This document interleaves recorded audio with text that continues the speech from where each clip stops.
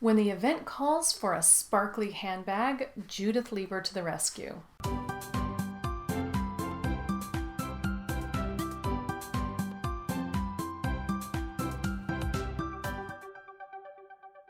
Hello and welcome. This is Jill Maurer, and today I'm sharing with you my Judith Leiber bags.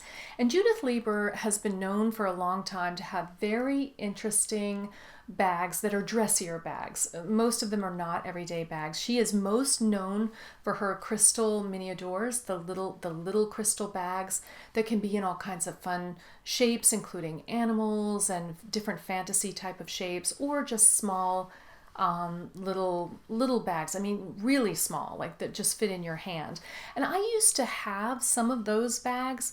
I sold most of them because as the cell phone got bigger, the mobile phone, my phone didn't fit in those bags, and so they didn't fit my lifestyle anymore. I do still have 3 bags that I want to share with you today. The other thing about Judith Leiber, one of the reasons that I think some people don't collect it now is it did get sold out. Judith Leiber got sold to somebody else, and they started creating less expensive bags, and it can kind of be hard to tell the difference now. I think that hurt its collectability. I don't know what it did to the brand itself, but I think it did hurt some of its collectability. So let's get started with my bags. I have 3 Judith Leiber bags. Here's the first one. This is, I think it's Kerung snakeskin. It is a snakeskin with a very, very fine scale system. You can barely see them. I will show it up close in a minute.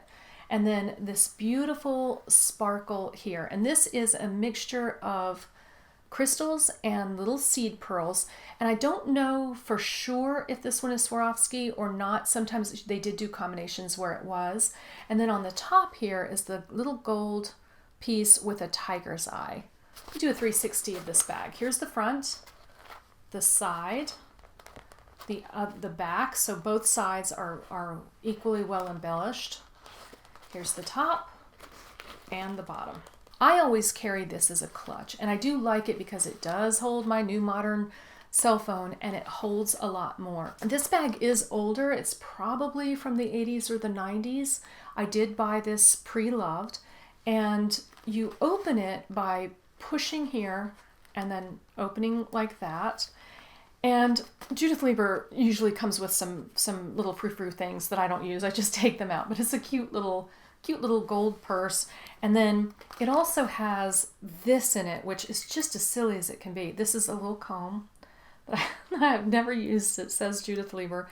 And then a little mirror. And normally when I carry this bag, I just pull all of these things out. But they are nice to have with the bag. I mean, like, the tassel, really? That's that.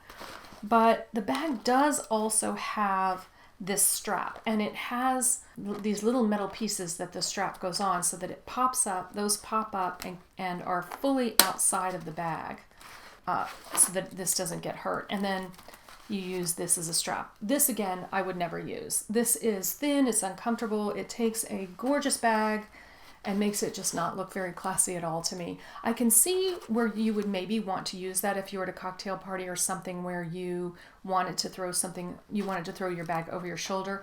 I just don't take this bag if that's going to be the situation. I like it much better as a clutch.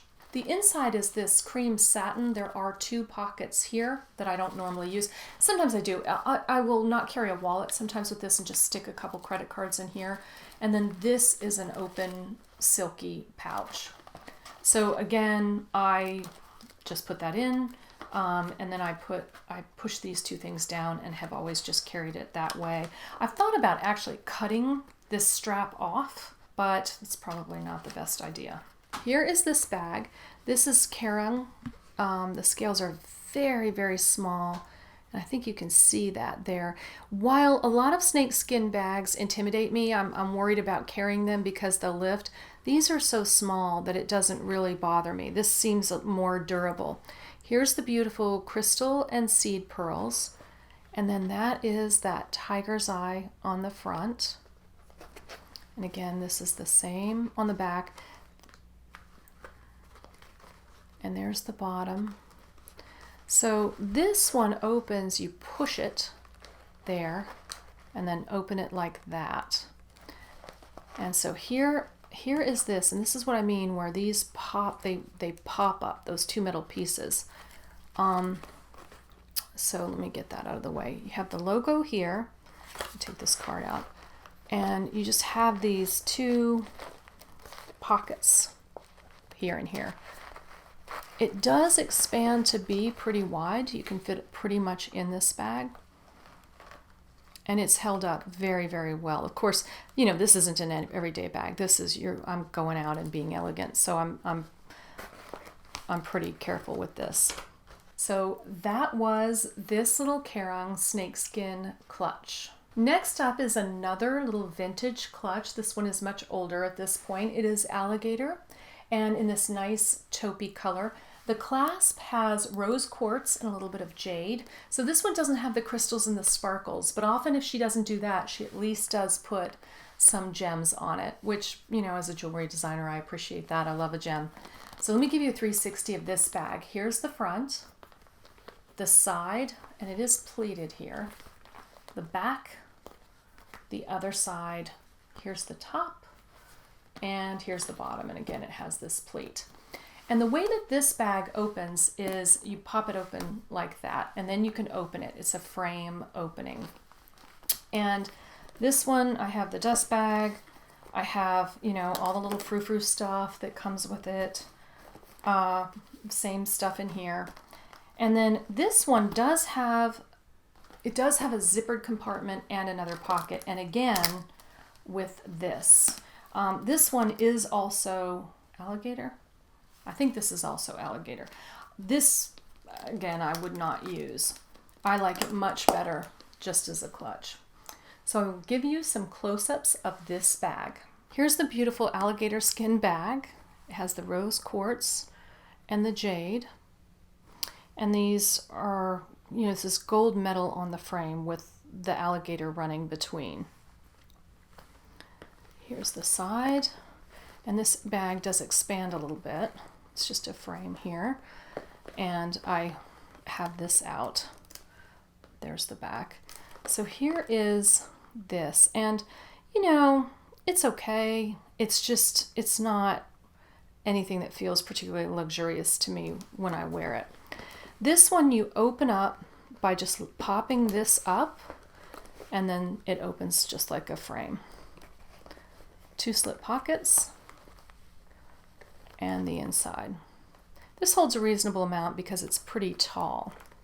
Here's where the Judith Leiber name is on this. It's also on the inside of the bag. That was my second Judith Leiber clutch. Last up is this Judith Leiber clutch, and I looked for this online to look for the name of it. I couldn't find it, and that's surprising to me because this bag is not that old compared to the others. This one I did buy new. It was in the 2000s and, you know, probably around 2010 or so. I'm not sure, maybe even more recently than that. But I couldn't find it at all on the secondhand market, and I'll keep looking and maybe I'll find it and find the name of it. This is her crystal style. This is definitely Swarovski. This was sold as Swarovski, and so that's what these crystals are. And on the top, they have these rectangular Swarovski crystals, which are beautiful.